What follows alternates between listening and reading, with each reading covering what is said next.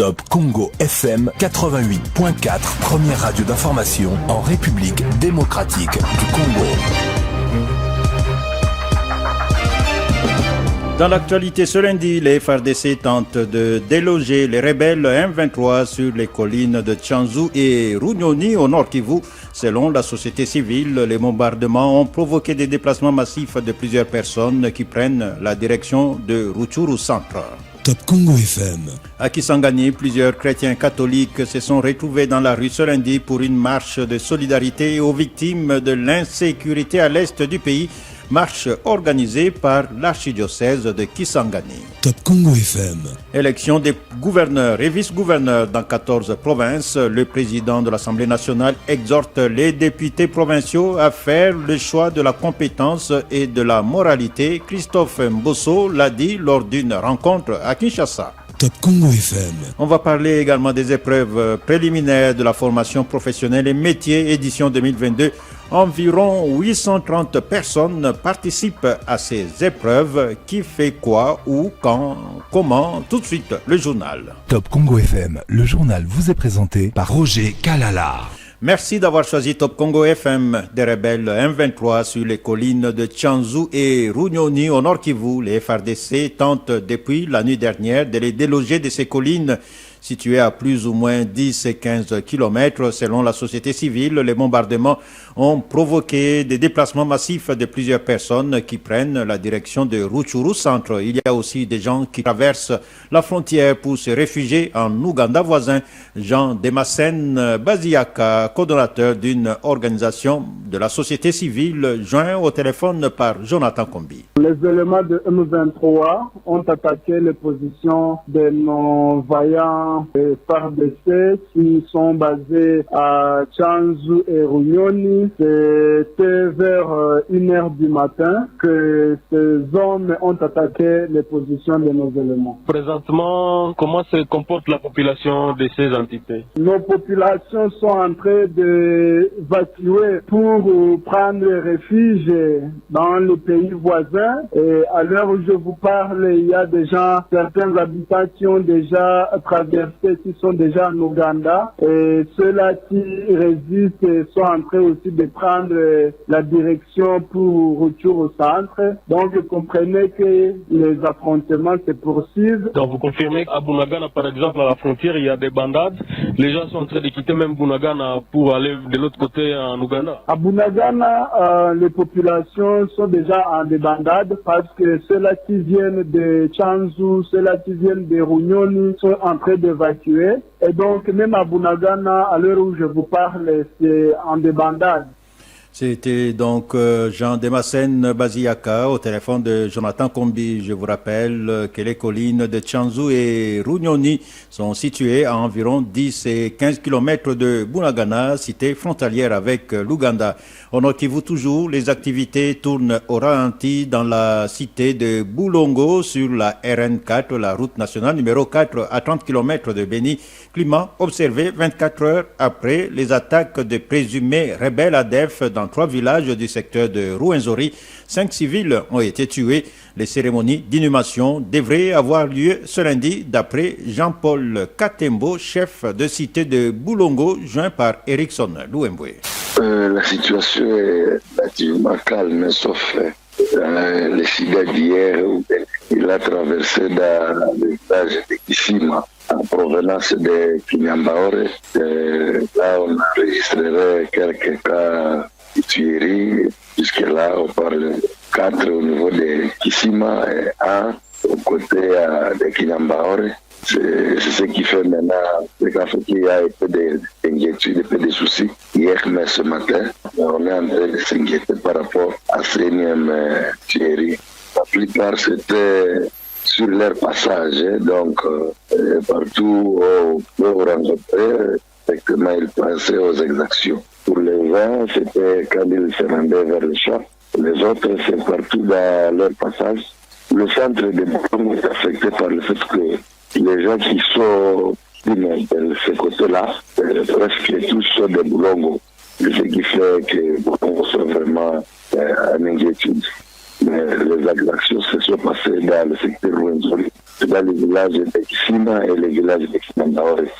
C'est maintenant que nous sommes en train de recevoir les corps pour suivre maintenant le programme funéraire avec les familles.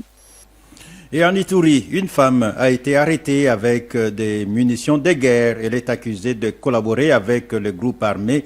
Cette femme originaire du territoire de Djougou a été arrêtée près du village Nizi. C'est pour la 4e fois que les services de sécurité présentent une femme collaboratrice des groupes armés. Et dans la province, la société civile encourage les autorités militaires à poursuivre les recherches pour repérer toutes les femmes qui complotent avec les rebelles et autres membres des groupes armés.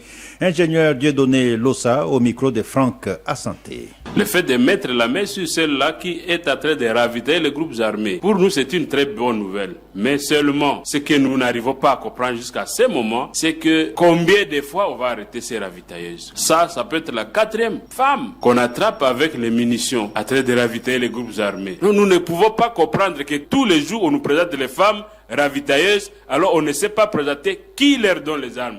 Là, nous ne sommes pas d'accord. Vous voulez qu'on puisse démanteler tous les réseaux? Absolument, parce que sinon, on va arrêter 1000 femmes, 10 000 femmes, sans avoir arrêté celui qui fournit ces femmes les munitions et les armes. Nous voulons que la justice nous présente ces gens-là, parce que ces femmes, on les attrape sur le sol iturien. Donc, elles prennent les armes de quelque part et prennent les munitions de quelque part. Pourquoi on se limite seulement à présenter les femmes, mais sans présenter ces gens-là qui leur fournissent les armes? Surtout des femmes originaires de l'Ituri qui sont impliquées dans les violences armées en Ituri. Il n'y a pas que les femmes de l'Ituri, il y a aussi les femmes d'autres provinces qui ont été attrapées. Qui leur donne les munitions? D'où ils trouvent ces munitions-là? C'est ça le grand problème. Si on arrive à détecter celui qui fournit ces armes, je crois que ça va s'arrêter. Donc il faut qu'on puisse élargir les enquêtes. C'est leur travail. Ils doivent utiliser toutes les techniques possibles pour arriver à détecter les fournisseurs de ces armes-là.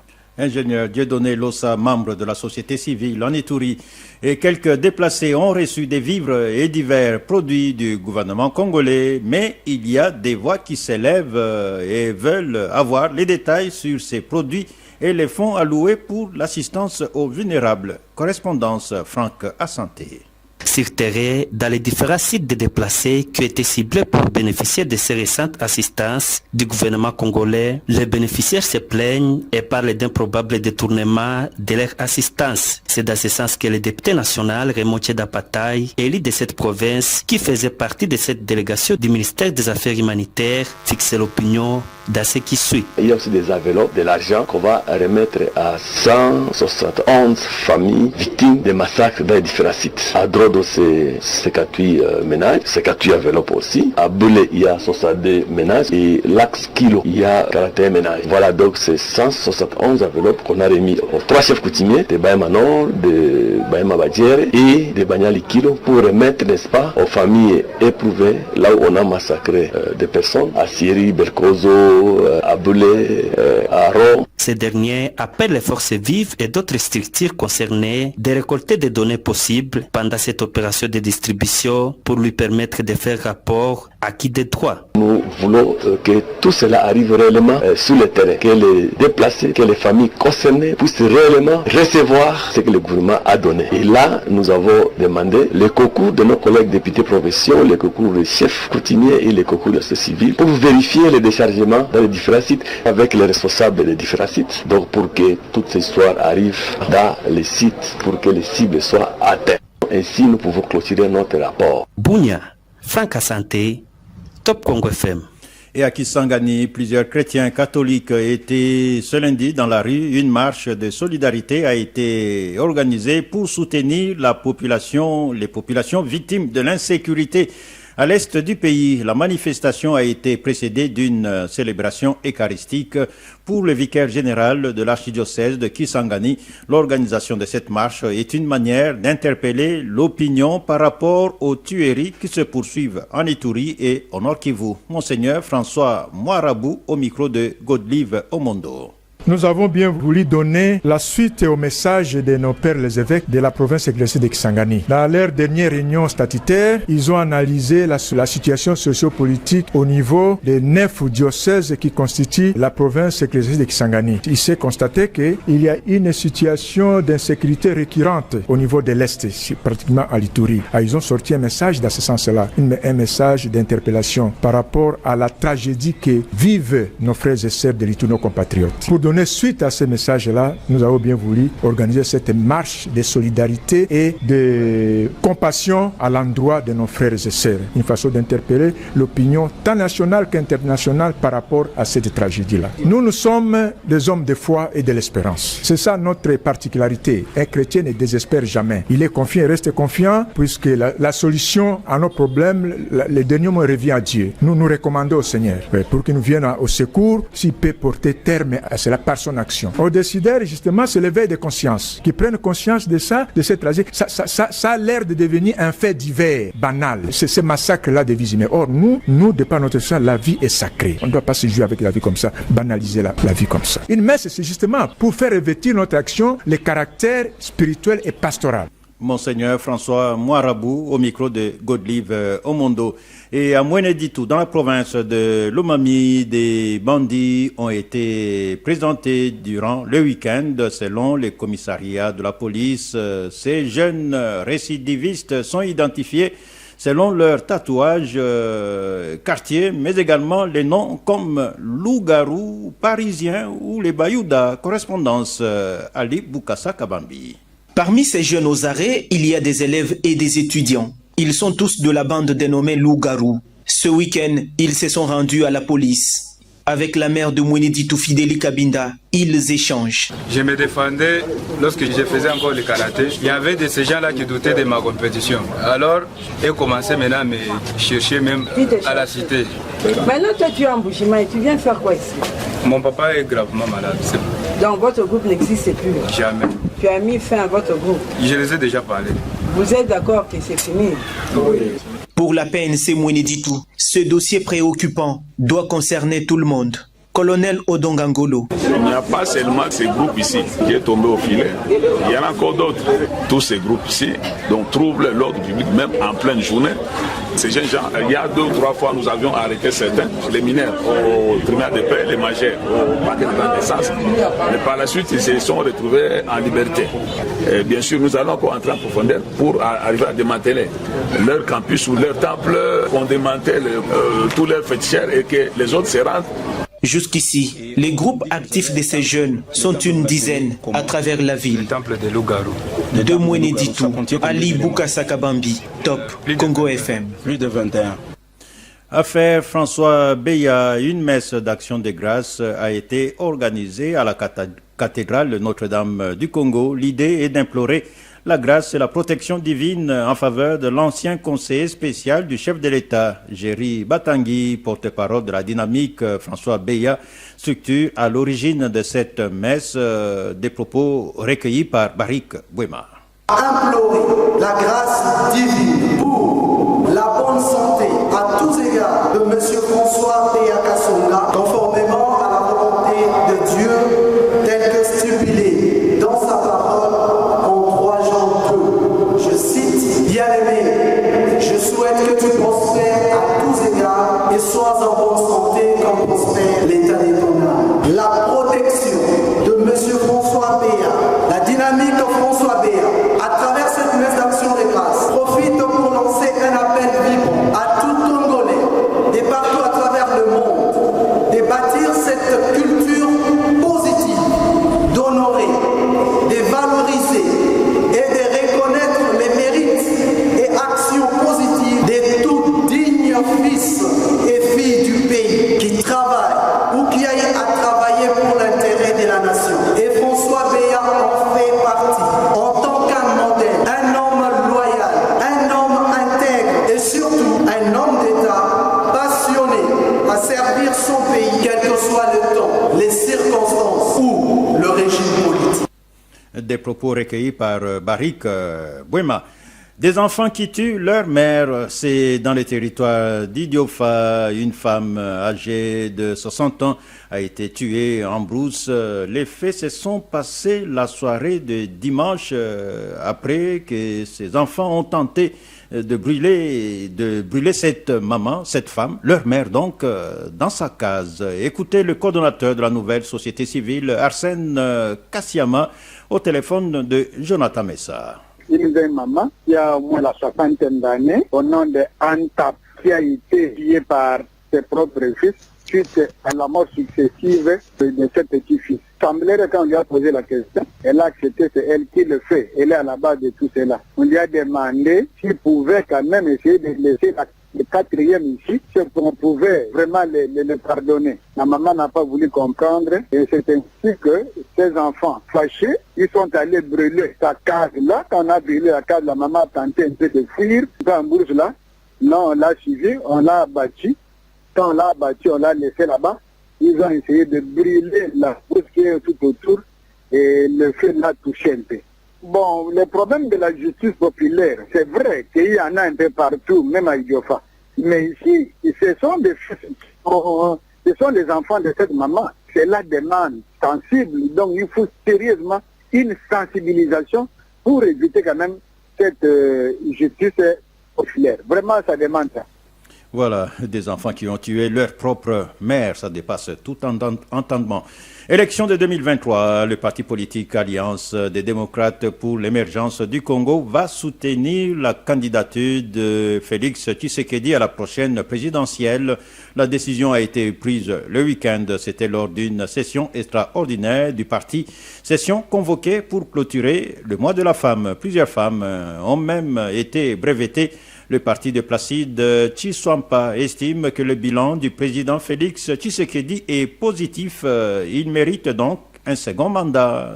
Écoutez le secrétaire général du parti, Pierre-Léonard Kaniki. Considérant les efforts conjugués par le président de la République, son Excellence Félix Antoine Tshisekedi Tshilombo, pour la sécurisation et la pacification de l'Est de la République démocratique du Congo et l'intangibilité de nos frontières. Le bureau politique de la DPEC estime qu'il est nécessaire d'encourager avec la dernière énergie le président de la République, son Excellence Félix Antoine Tshisekedi Tshilombo, de poursuivre sa vision de la sécurisation, de la reconstruction et la réalisation de son programme de développement local de 145 territoires pour l'émergence de la République démocratique du Congo. Le bureau politique de la DPEC, parti membre de l'Union sacrée de la nation, décide ce qui suit. Désigne M. Félix Antoine Tshisekedi Tshilombo comme son candidat à la magistrature suprême à l'élection présidentielle de 2023. 2. Demande à ses nombreux militants et cadres en particulier et au peuple congolais en général à soutenir la candidature de M. Félix Antoine Tshisekedi Tshilombo afin de lui permettre de parachever son programme de bonne gouvernance. Élection de 2023, on en parle également au parti politique dynamique congolais uni. Le parti a décidé d'aligner un grand nombre de femmes lors des prochaines élections. Et pour réussir ce pari, la coordinatrice nationale de la Ligue des femmes de la DCU, Magali Dossi Kisansa, a exhorté les femmes de son parti à voter pour les femmes. Elle l'a dit au cours d'une matinée de réflexion à Kinshasa. C'était à l'occasion de la clôture du mois dédié aux droits des femmes. Détail Myriam Iragui. La dynamique Congo Uni, parti de Didier Tshimanga, tient à la promotion de la femme et croit aux compétences de celle-ci pour contribuer au développement du pays. C'est dans ce sens que la coordonnatrice nationale de la Ligue des femmes a appelé ses camarades à adopter un nouvel état d'esprit avec notamment la donne électorale. Maître Magali Dossi Kisansa. Les élections arrivent à grands pas. Lorsque nous parcourons les compositions de l'Assemblée nationale, Sénat et des différentes assemblées provinciales, nous constatons avec tristesse et amertume qu'il y a un déséquilibre criant de la participation de femmes. Devrions-nous continuer à laisser les choses à l'État? La réponse est non. Cela doit changer. Et pour que ce changement arrive, nous avons l'obligation de passer à l'action et cesser de demeurer dans des plaintes et dans des gerniades. femmes de la DCU. Mettons de côté ce qui nous sépare, ce qui nous divise. Femmes de la DCU, soutenons les femmes. Cette matinée de réflexion a permis aux femmes du parti d'évoquer les questions essentielles qui constituent encore des pesanteurs à l'autonomisation de la femme et de la jeune fille, à l'égalité des sexes et à la lutte contre les changements climatiques au regard du thème de la journée de la femme de cette année. Maître Anita Tamba est inspectrice générale au sein de la DCU. Nous voulons une femme dynamique, une femme qui comprend le sens du thème national et international dans le cadre du changement climatique, dans le cadre de l'égalité de sexe. D'ailleurs, nous déjà au sein de la DCI, par rapport à la hiérarchie au niveau de la DCI, il y a déjà eu une secrétaire générale femme. L'activité s'est déroulée en présence de la première dame de cette formation politique, Linda Chimanga, et des femmes venues des 4 coins de la capitale ainsi que d'hommes genrés de la DCU. Et il y a les femmes de l'ASBEL La Fortune qui pensent donner un nouveau mandat au président Félix Tshisekedi et une majorité parlementaire confortable. La présidente nationale de cette association, membre du regroupement politique AFDC et allié, l'a déclaré lors d'une manifestation de sensibilisation dans le cadre de la clôture du mois de la femme, rassemblement auquel ont pris part plusieurs dizaines de femmes. Et elles ont par la même occasion été sensibilisées sur l'autonomisation. Yvette Riziki Mouchagaloussa au micro de Dominique Dinanga. On avait voulu communiquer avec la base, fidéliser aussi cette base. Et surtout, nous sommes pendant le mois de mars. On a profité pour sensibiliser nos mamans de la fortune à l'autonomisation par rapport au thème de l'année. Et nous sommes très contentes. Nous avons présenté l'équipe Task Force CAP 2023 parce que nous avons le devoir, nous l'AFDC alliés, nous avons le devoir de donner une majorité écrasante à notre président qui sera notre candidat en 2023.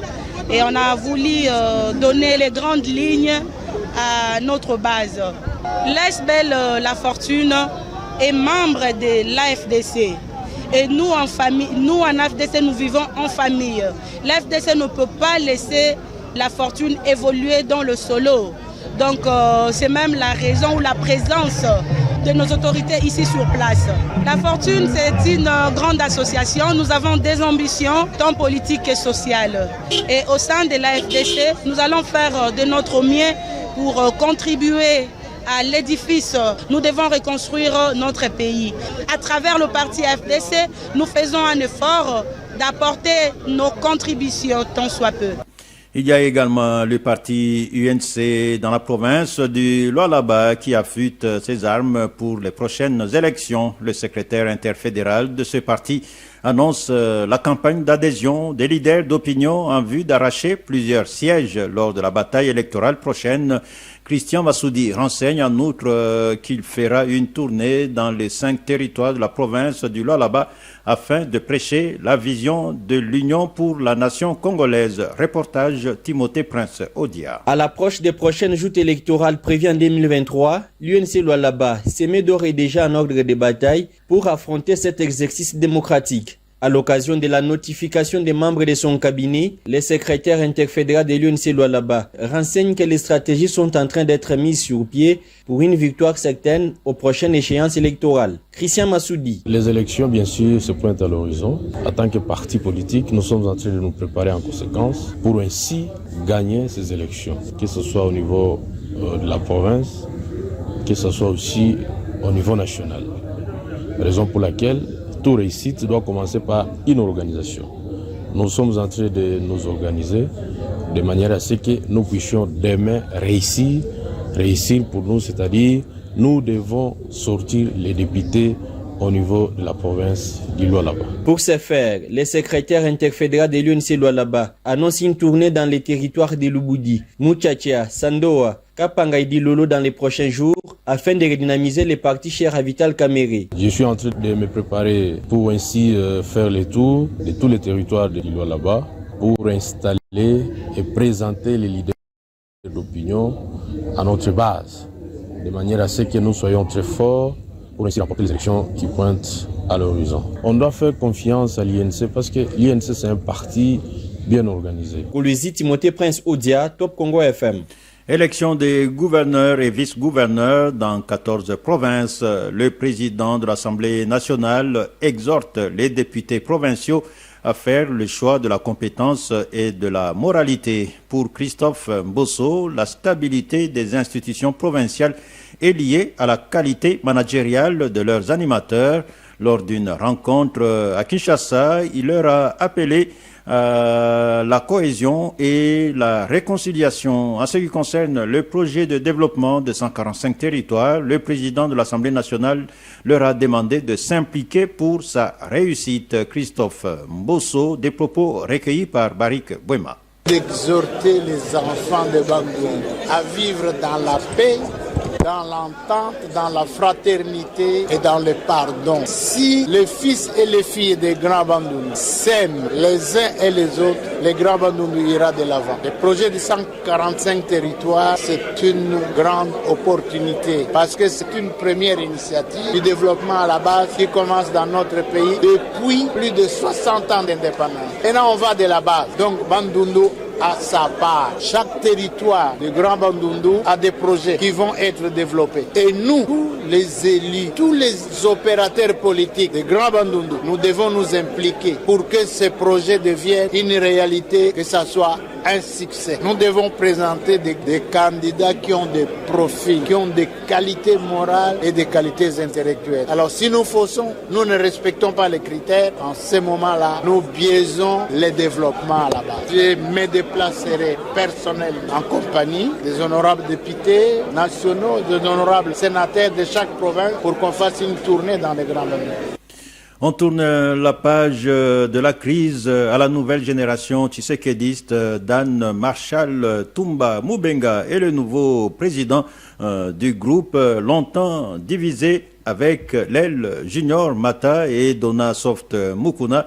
Ces deux ailes se sont réunies et ont désormais un seul coordonnateur. Il a pris officiellement ses fonctions le week-end au cours de la remise et reprise en présence du collège des fondateurs. Détail Genovic Mboa. Je souhaite bonne chance et bon travail. C'est sur ces mots que le docteur Dona Soft Mukuna a passé le bâton de commandement à Dan Marshall Tumba Mubenga. Désormais, c'est lui qui va coordonner cette structure affiliée à la Ligue des jeunes de l'UDPS, longtemps divisée. Je fais le serment en ce jour de donner le meilleur de moi-même pour répondre aux attentes des membres de la NGT en relevant les nombreux défis auxquels nous sommes confrontés. Quelqu'un m'a dit que l'orage n'est pas encore fini et que la NGT se trouve encore dans l'œil du cyclone. Pour le nouveau coordonnateur, le moment est venu pour amener les brebis égarées à la maison. Je m'investirai personnellement afin de réduire la capacité de nuisance de certaines personnes qui tentent de créer un climat malsain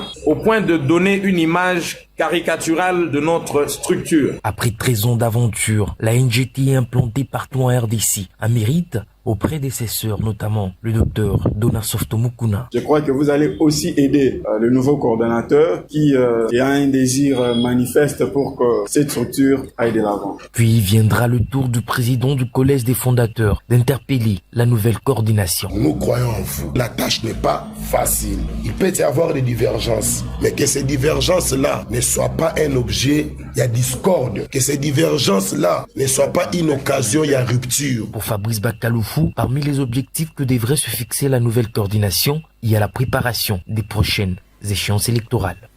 Des réactions après dénonciation des taxes illégales, des camionneurs et transporteurs de bois seraient victimes dans la province du Haut-Uélé. Les camionneurs sont obligés de payer la somme de 100 et 250 $ à chaque passage. Le sénateur Norbert Samaki qualifie cet acte d'escroquerie. Et du côté gouvernement provincial du Haut-Uélé, c'est la confusion totale, réplique maître héritier Moutupeke, correspondance Alain Panguimo. Le gouvernement provincial du Haut-Uélé s'inscrit en faux par rapport à la dénonciation faite par le sénateur Norbert Samaki Anidoutini à propos notamment des taxes illégales érigées à travers la province dont les camionneurs et transporteurs de bois sont sommés de payer une somme de 100 $ et 250 $ américains à chaque passage sans aucune preuve de paiement. Ce ne sont pas des barrières, mais plutôt des postes de péage et c'est conformément à la loi.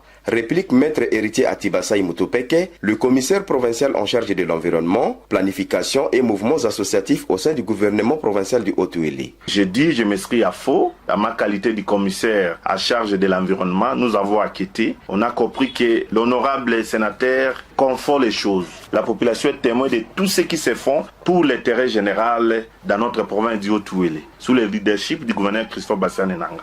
Personne n'ignore où nous étions, où nous sommes aujourd'hui, où nous allions, et la population est très reconnaissante de l'évolution des travaux à tous les niveaux. Ici, on parle de péage. Il n'y a pas de barrière. La loi est claire à cette matière. Pour préserver nos routes, pour préserver nos ponts, on doit avoir des péages et c'est conforme à la loi. Je pense bien qu'il était à l'Assemblée. Il était parmi les gens qui ont voté l'édit. Il fut membre du gouvernement provincial à sa qualité de ministre sortant du gouvernement provincial à charge des budgets. Il ne devrait pas passer dans des médias, dire des choses qui n'est pas vraies.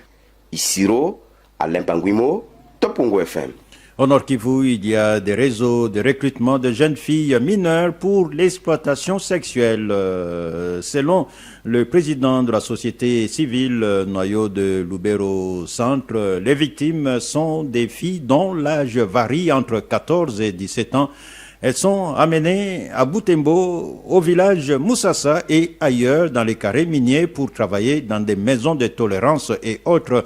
Jackson Valiroué, président de la société civile, au micro de Roger Mouliata. Depuis un certain temps, il s'observe un mouvement de jeunes filles mineures qui fuient les toits parentaux à l'insu de leurs parents. Elles seraient à destination de Butembo, précisément à Vichai et à Moussassa, voire ailleurs. Et elles sont toujours à complicité de certaines gens qui entretiennent des kijés, des buvettes et autres choses de commerce. Nous mettons en garde toute personne qui sera prise en flagrant délit dans cette sorte de commerce ou d'exploitation des mineurs. Elle sera ipso facto transférée devant les instances judiciaires pour répondre de ces actes. Nous avons contacté toutes les autorités locales, politico-administratives et elles nous ont rassuré que les services secrets sont en marche et les batteries sont mises en marche pour traquer toute personne qui sera appréhendée dans cette pratique qui dénigre l'être humain.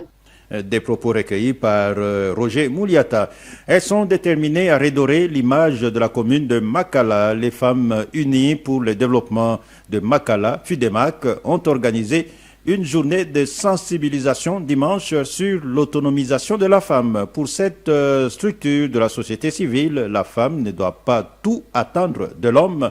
Elle est appelée à se battre pour se faire une place dans la société et pour y arriver, l'association FUDEMAC promet d'organiser une formation sur le groupe de solidarité de caisses d'épargne, une sorte de microcrédit.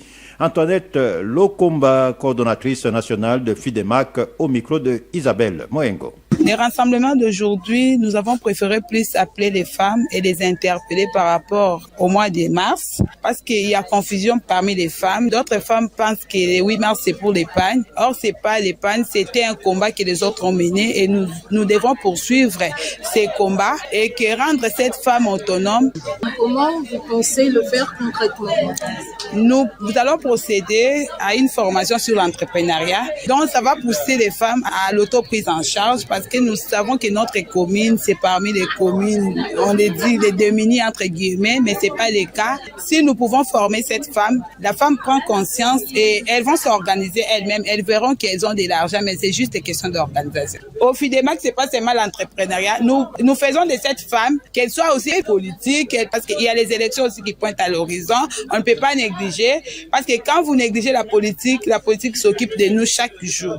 Que la femme là soit vraiment une femme outillée politiquement sur l'entrepreneuriat pour qu'elle soit autonome, parce que on peut vous appeler femme leader, mais il faut avoir aussi un petit sac rempli de quelque chose.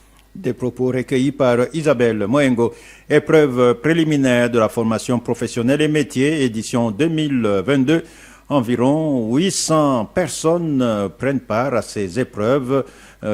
Parmi les participants, 485 hommes et 345 femmes. Ils sont 500 pour Kin Est, 125 à Kin Centre et 205 à Kin Ouest.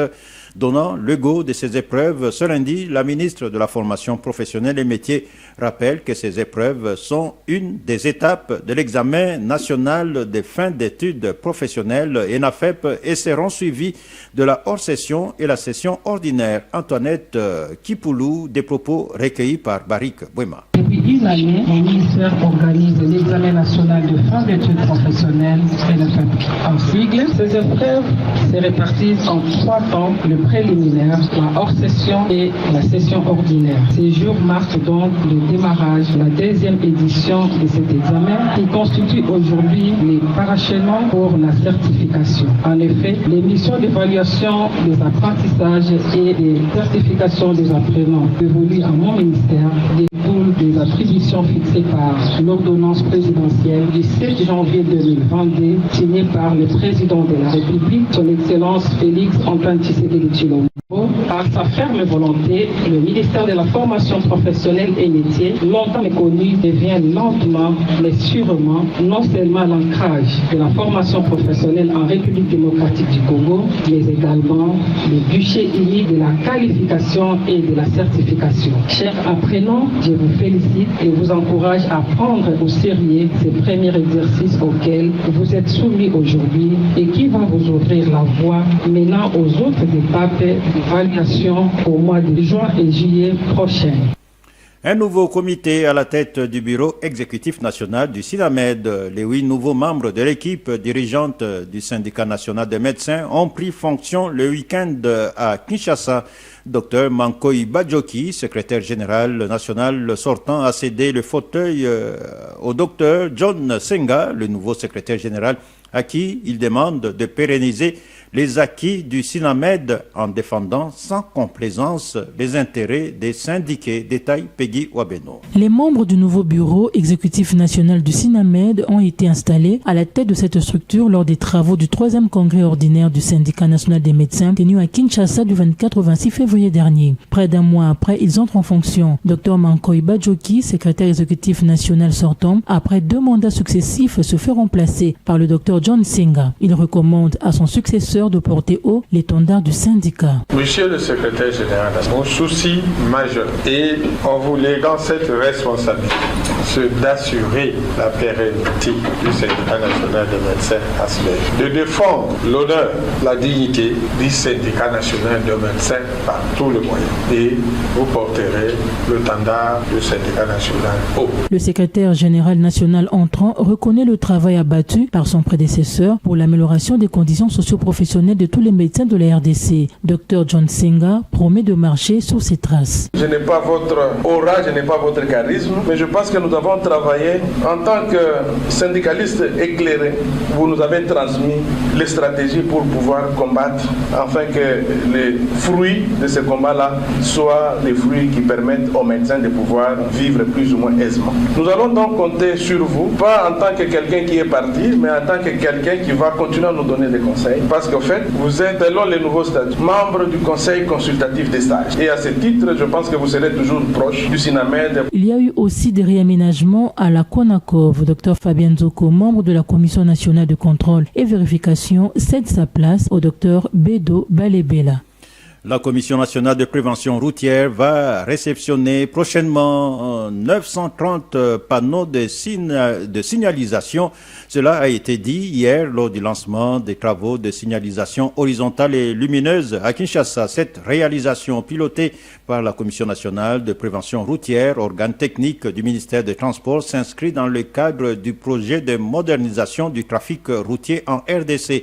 Cécile Gomba. Avec le ministre des Transports, Cherubin Okende Senga, le VPM Daniel Asselo a inspecté plusieurs carrefours de Kinshasa où des corrections ont été apportées par la CNPR sur la signalisation lumineuse. Parti du boulevard Congo, communément appelé Poids Lourd, le cortège a commencé l'inspection au carrefour Baramoto. Ici, les 2 membres du gouvernement ont souhaité une harmonisation entre la police de circulation routière et les agents de la CNPR pour une bonne régulation de la route.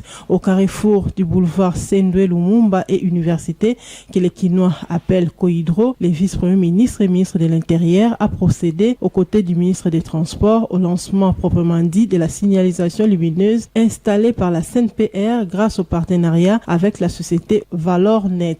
Grâce au matériel acquis par la nouvelle équipe dirigeante de la CNPR, les patrons de l'intérieur a lancé aussi les marquages au sol. Cette phase de la signalisation horizontale concerne les boulevards Sendwe. Au croisement des avenues Sendwe, Kassavourou, Pont Kabi, aussi Komoriko, Monjiba, les deux membres du gouvernement ont constaté également l'installation de la signalisation lumineuse qui a fait déjà ses preuves. Daniel Aselo, vice-premier ministre, ministre de l'Intérieur, a encouragé Chéribin Okende pour son impulsion donnée à la CNPR dont le travail sur le terrain est louable. La culture africaine sera célébrée en RDC du 17 juin au 2 juillet prochain. Ça sera au cours de la deuxième édition du festival African Zuri, dont la première édition a eu lieu en Éthiopie.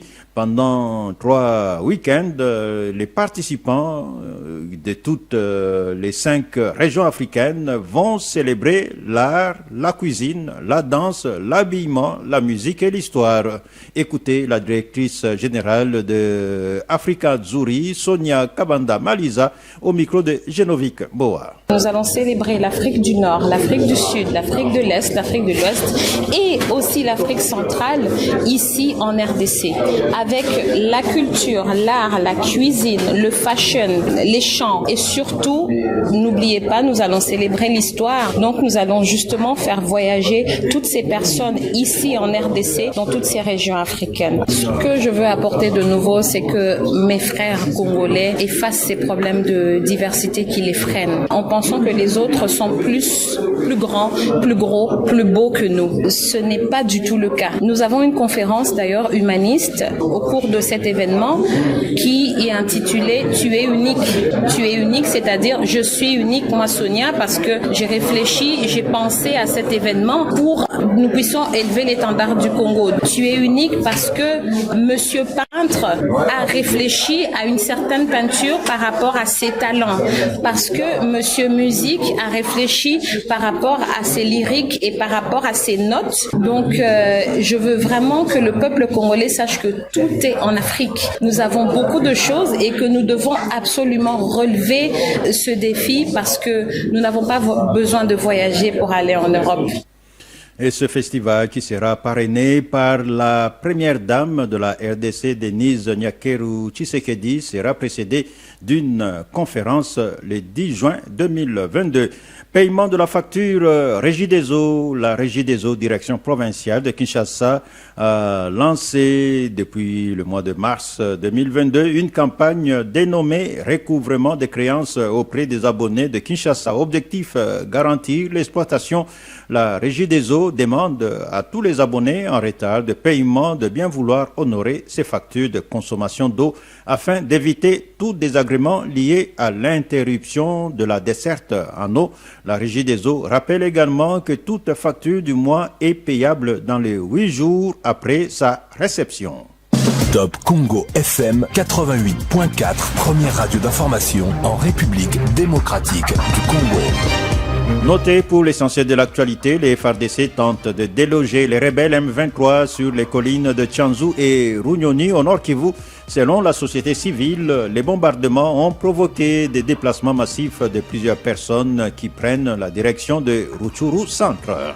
Top Congo FM. À Kisangani, plusieurs chrétiens catholiques se sont retrouvés dans la rue ce lundi pour une marche de solidarité aux victimes de l'insécurité à l'est du pays, marche organisée par l'archidiocèse de Kisangani. Top Congo FM. Élection des gouverneurs et vice-gouverneurs dans 14 provinces. Le président de l'Assemblée nationale exhorte les députés provinciaux à faire le choix de la compétence et de la moralité. Christophe Mbosso l'a dit lors d'une rencontre à Kinshasa. Top Congo FM. Ainsi s'achève ce journal qui porte les signatures de Cécile Ngomba, Barik Bouema, Trésor Kiyombo. La mise en onde était assurée par Jacques Zinga, journal réalisé sous la coordination de Mamichela. Et vous nous avez suivis en direct sur YouTube grâce à Didi Bissika, Danis Ayobi et Patrick Mungongo. Vivez toujours en paix à l'écoute de Top Congo FM. 5 éditions, 18 bulletins d'information. Top Congo FM 88.4, première radio d'information en République démocratique du Congo. Une rédaction en contact permanent avec ses auditeurs. 080 812 812. Information avec Top Congo FM 24h sur 24, 7 jours sur 7. Ce journal vous a été proposé par Equity BCDC. Top Congo FM 88.4, la fréquence utile. Toyebi.